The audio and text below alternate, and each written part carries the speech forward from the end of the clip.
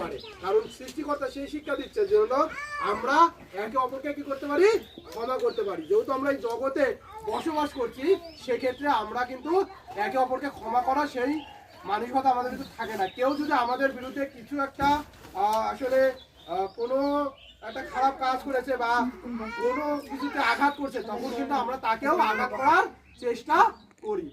কিন্তু সেই ভগবান, সেই ঈশ্বর, তিনি আমাদেরকে সেই শিক্ষা দিচ্ছেন যেন আমরা আমাদের প্রতিবেশীকে নিজের মতো করে ভালোবাসতে পারি এবং একে অপরকে সাহায্য করতে পারি, ক্ষমা করে দিতে পারি।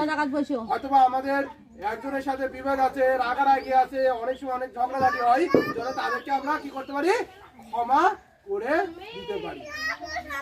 কারণ সেই শিক্ষা প্রত্যেকটা ধর্মে সেই শিক্ষা দিচ্ছে যেন আমরা একে অপরকে ক্ষমা করি। সামনে হয়তো বা মীমাংসা করে দিয়েছে কেউ যে আমি ক্ষমা করে দিয়েছি, আবার পিছনে কি করছি, তার জন্যই গর্ত করছে। হয় না এই জগতে? হচ্ছে না এরকম পৃথিবীতে যে আমি সামনে বলছি যে ক্ষমা করে দিয়েছি, কিন্তু পিছনে তার জন্যই আবার গর্ত খুঁজি, জন্য ওই গর্তে সে পড়ে। হয় না এরকম? হয়। কিন্তু আমরা এই বিষয়গুলো আসলে শিশুদের দ্বারাও যেন ভালো কাজ হতে পারে, তো আমাদের শিশুরা আমাদের কাছ থেকেই যেন শিখতে পারে।